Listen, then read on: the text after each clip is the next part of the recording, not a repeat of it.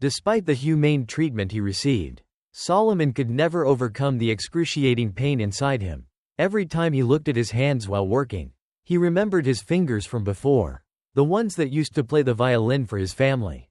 Every time he breathed in the sweltering air of the South, he longed for the fresh air of the North, where he could move freely, speak freely, and live a happy life.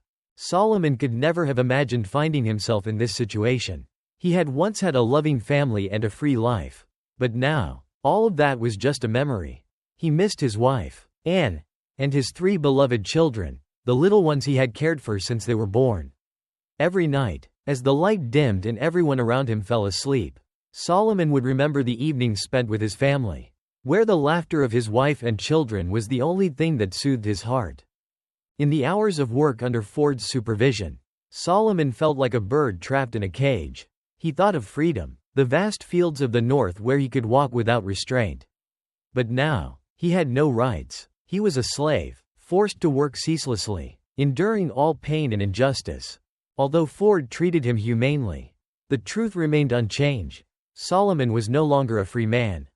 The freedom he had lost was not just physical, but spiritual. Every time he thought of his family, the loved ones he had been torn away from forever, his heart seemed to tighten.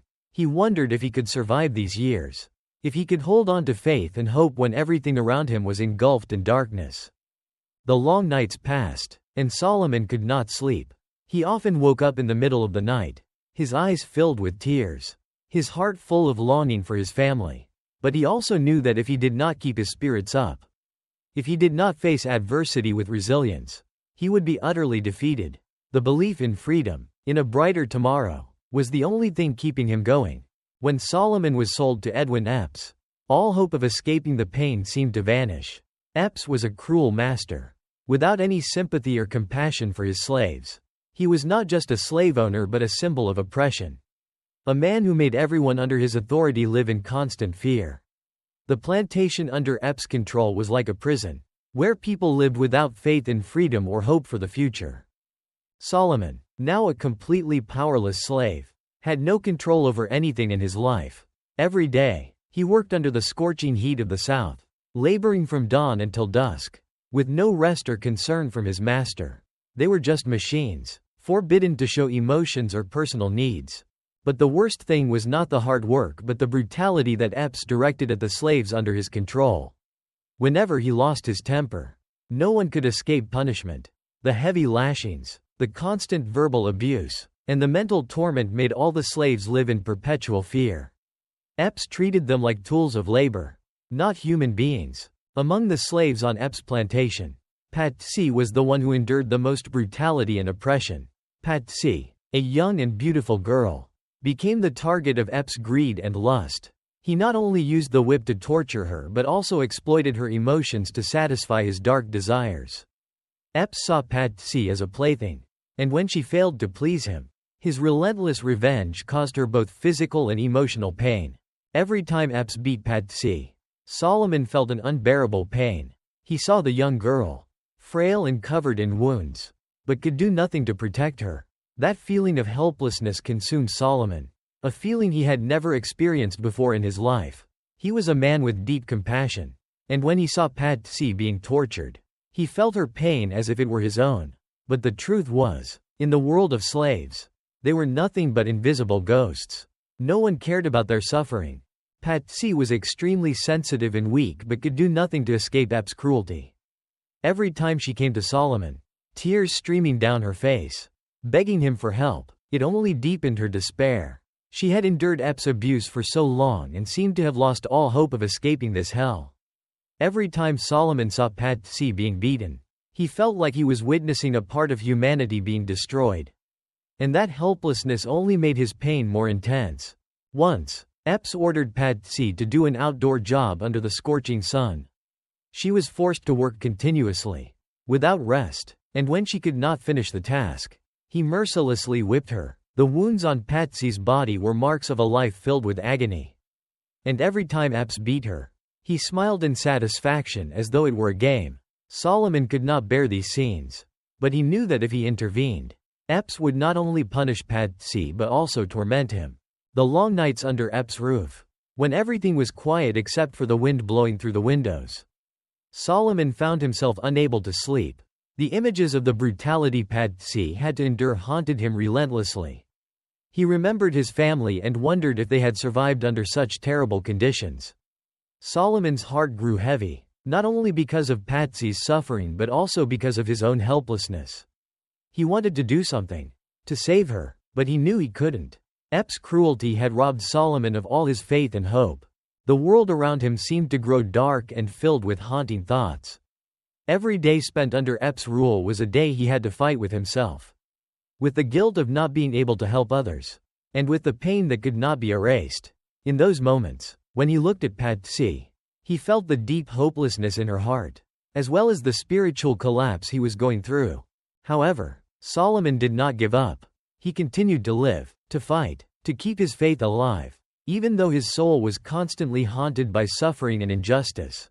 Though life under Ep's rule grew increasingly harsh and dark, Solomon never gave up hope. He refused to let Ep's cruelty and the slow death of the other slaves extinguish his belief in a brighter future. The long days under the sweltering sun, with grueling work and painful lashes, could not make him lose his thirst for freedom and hope for the day he would escape this place. Every day, Solomon sank into thoughts of his family and the free life he had lost. He remembered his beloved children, his wife, the moments of happiness when they were together, free and unbound by the chains of slavery. These thoughts gave him the strength to continue living, to endure the suffering he faced. Solomon knew that freedom was the most precious thing he could dream of. And though he was physically imprisoned, he kept his spirit strong, never giving up. However, in the world of crime and injustice that he lived in, the price of freedom was not easy to attain. As time passed, Solomon felt himself surrounded by despair, as though he would never be able to escape this bondage. But then, an unexpected event occurred that completely changed his fate. One day, while Solomon was working on the plantation, he encountered a white man he had never seen before. The man was Samuel Bass, a carpenter who worked for Epps. But unlike other white men, Bass was a kind-hearted man, strong, and deeply compassionate towards the oppressed, even though he lived in a society where slavery was considered legal. Bass had always spoken out against injustice and fought for the rights of slaves. Bass quickly recognized Solomon's difference, and a special bond began to form between them. He felt pity for Solomon and the other slaves, the people treated like animals in a society full of injustice. Bass's humanity and compassion made it impossible for him to stand by and watch the lives of the slaves being destroyed so cruelly. He knew that he had to do something to help Solomon and the other slaves escape this painful existence. One day, while they were working together, Bass decided to approach Solomon and start a conversation. He listened to Solomon's tragic story and expressed deep sympathy. After a long period of loneliness and despair, Solomon felt, for the first time, the warmth and respect of a person treating him as a human being, not as a commodity or a labor tool. Samuel Bass was not only the first person to treat Solomon with compassion, but he was also the only one brave enough to act and change the fate of slaves. He decided to help Solomon escape the brutal oppression of Epps and send him to the north, where freedom awaited. Bass knew that his actions could put him in danger, but his humanity and opposition to slavery motivated him to take action rather than ignore it. Each conversation with Bass reignited a flicker of hope in Solomon's heart. Even though he had lost everything and been imprisoned for so long, he began to believe in the possibility of freedom. Bass had promised to help him, and through their discussions, Solomon knew he was not alone. He not only had hope for a free future, but he also had a true friend, an ally who was ready to do everything to help him achieve it. Together, they devised a plan. Each day, they continued their lives under Epps' watchful eyes. But now Solomon had Bass's support. They secretly exchanged information, strategizing for Solomon to escape Epps' plantation. Despite the high risks involved, both Solomon and Bass could not stop, for they knew that freedom couldn't just be a hopeless dream. The friendship and assistance of Samuel Bass rekindled the flame of hope in Solomon. Although life under oppression remained filled with challenges and pain, he no longer felt completely alone in his fight against slavery. With Bass's help, he felt he could touch freedom once more. Every day lived in hope was a day he lived in belief in a better future. even though many struggles still lay ahead. Finally, after months of living under the crushing weight of slavery, Solomon found a ray of hope. The help of Samuel Bass, the compassionate carpenter, became the only way out of the hell he had lived in for 12 years. After so many years of imprisonment, Solomon was no longer alone. With Bass's support, he decided to execute a final plan. Hoping to achieve the impossible, send a letter to his family in New York. The letter, written hastily in the few spare hours he had, was the only message Solomon could send with his hope. He wrote about everything: the dark life of slavery, the cruelty of Edwin Epps, and the unforgettable pain. With that letter, he only wished one thing: that his family in the North, where freedom was waiting, would receive the news and do everything they could to rescue him. Samuel Bass, the only person Solomon could trust, helped him send the letter. It was a highly dangerous act. Not only could helping a slave escape put Bass in danger, but even sending Solomon's letter was extremely risky in a society full of prejudices and laws that oppressed slaves. However, driven by compassion, Bass did this resolutely. Despite the risks, the letter reached Solomon's family. When they received it, they were overwhelmed with joy and astonishment. They couldn't believe that Solomon was still alive after so many years of slavery. Not only that, they couldn't imagine what he had endured all this time. But one thing was clear: they had to act immediately to save him. Solomon's family, with the help of lawyers and those who fought for the freedom of slaves, began working to find a way to rescue him. All their efforts were focused on proving that Solomon was a free man, and that Epps' actions were illegal. The lawyers began to take action with determination, and through their persistence, they brought Solomon's case to court. In the end, justice prevailed. After 12 years of being stripped of his freedom, Solomon was restored to his human rights. Solomon Northup, once a free citizen, was granted his freedom without having to bear any further guilt. When the verdict was delivered, Epps, the man who had stolen his life for over a decade, was forced to pay for his actions.